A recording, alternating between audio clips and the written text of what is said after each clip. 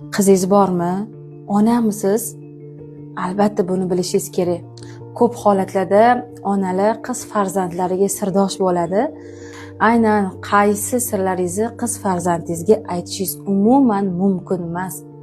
Uni otasi haqidagi, uni otasini qanchalik yomonligi, sizni qiynaganligi, sizga yillar davomida azob berganligi yoki sizni himoya qilmaganligi, yaxshi boqmaganligi, yaxshi ermasligini aslo qizingizga aytishingiz mumkin emas.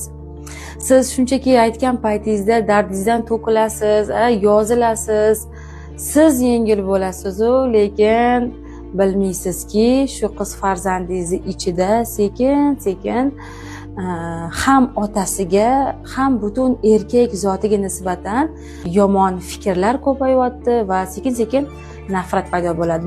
Turmushga chiqishga qiynalayotgan qizlarni olib kelishgan paytida bilamizki, shu qizlar otasiga nisbatan to'g'ri fikrda emas, ya'ni otasiga nisbatan e'tirozlari ko'p va mana shu sabab erkak zotidan ham qo'rqib qolgan va oila qurishga ham qaror qabul qilgisi yo'q.